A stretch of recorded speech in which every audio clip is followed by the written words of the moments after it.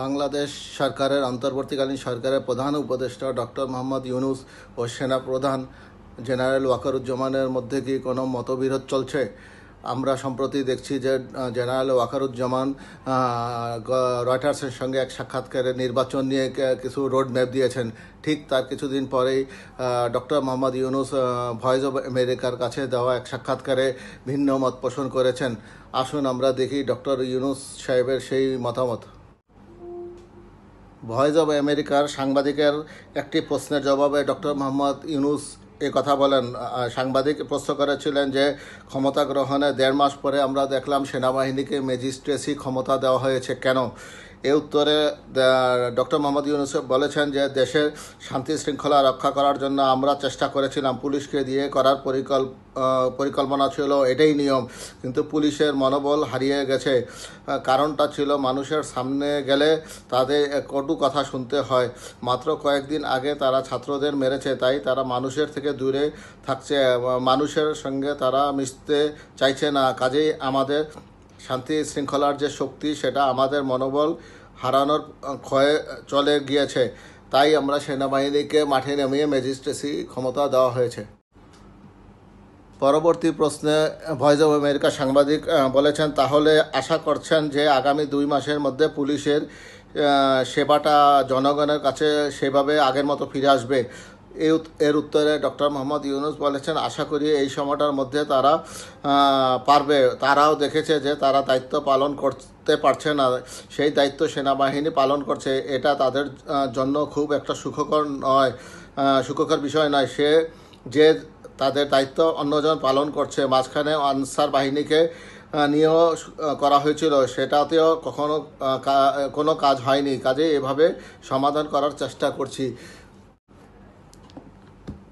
Voice of আমেরিকার আরেক প্রশ্নের উত্তরে ডক্টর মোহাম্মদ ইউনূস বলেছেন যে শিক্ষার্থীরা দেশ চালাচ্ছে, এটা ঠিক না। শিক্ষার্থীরা যেখানে অনিয়ম দেখছে, বৈষম্য দেখছে, সেখানেই তারা হস্তক্ষেপ করছে।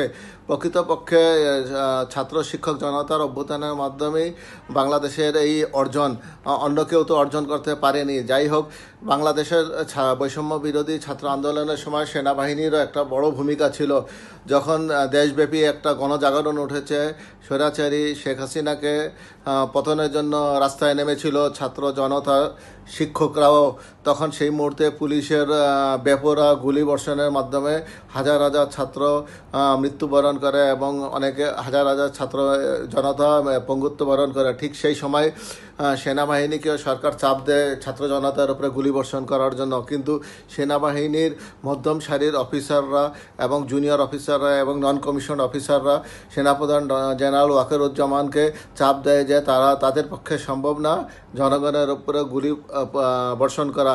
ঠিক তাদের মতামত নিয়ে জেনারেল ওয়াকারুজ্জামান সিদ্ধান্ত নেন যে তারা জনগণের প্রতিপক্ষ হবেন না। কাজেই শেখ হাসিনা যখন তাদের সেনাপ্রধানকে জনগণের মুখোমুখি হতে বলেন, ঠিক সেই সময় তিনি এটা নাকচ করে দেন, বলেন যে সেনাবাহিনীর পক্ষে জনগণের মুখোমুখি হওয়া সম্ভব না। এবং তারই ফলশ্রুতিতে দেখা গেছে যে সেনাবাহিনীর একটা বড় ভূমিকার জন্য গত 5ই আগস্ট শেখ হাসিনাকে দেশ ছেড়ে পালাতে হয়। এটার একটা অন্য ভালো সাইডও রয়েছে যে যদি শেখ হাসিনাকে যদি সেনাপ্রধান পালানোর সুযোগ না দিত, তাহলে অথবা জনগণের হাতেই তার মৃত্যু হতো। এটা বিশ্ববাসীর কাছে আমাদের জন্য একটা খারাপ এক্সাম্পল হিসেবে দাঁড়াতো।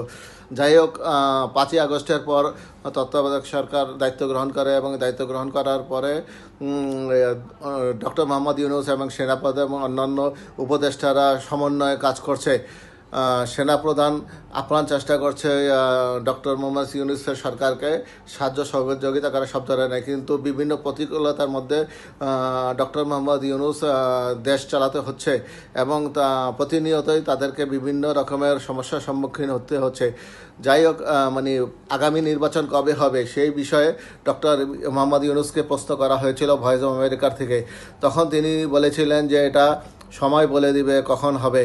তো তখন ভয়েস অব আমেরিকার সাংবাদিক বলেছিলেন যে জেনারেল ওয়াকারুজ্জামান কয়েকদিন আগে রয়টার্সের এক সাংবাদিককে সাক্ষাৎকারে বলেছেন যে আগামী নির্বাচন সংস্কারের 1.5 বছর পরে হবে। তখন তার প্রতি উত্তরে ডক্টর মোহাম্মদ ইউনূস বলেছেন যে আমরা কি কখনো বলেছি নির্বাচন কবে হবে?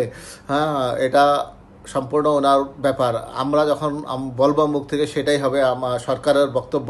অর্থাৎ প্রধান উপদেষ্টা মণ্ডলীর সদস্যরা যদি কোনো রোড ম্যাপ দেয় নির্বাচনের, তখনই নির্বাচন হবে, সেটাই তিনি বোঝাতে চেয়েছেন। তার মানে আগামী নির্বাচন কবে হবে সেটা আমরা এখনও জানি না, সেটা সরকার নির্ধারণ করে দেবে এবং সরকার বলবে। এনিওয়ে, প্রধান উপদেষ্টা আগামীকাল থেকে রাজনৈতিক দলগুলোর সঙ্গে আবারও বসতে যাচ্ছেন। সংস্কার কিভাবে করতে হবে এবং সংস্কারের ভিতরে কি কি যোগ করা হবে, বিয়োগ করা হবে, সেগুলি নিয়ে আলোচনা করবে এবং ভবিষ্যতে নির্বাচন কতদিনের মধ্যে দেওয়া যায় সেই ব্যাপারে সব রাজনৈতিক দলের মতামত নিয়ে উনি চূড়ান্ত সিদ্ধান্ত দিবেন। কাজেই জনগণের মধ্যে যে আশঙ্কা বা সন্দেহ সৃষ্টি হয়েছিল যে সেনাপ্রধান এবং ডক্টর মোহাম্মদ ইউনূসের সঙ্গে একটা দূরত্ব তৈরি হয়েছে বা কোনো ভুল বোঝাবুঝি তৈরি হয়েছে, সেটা মোটেও ঠিক না।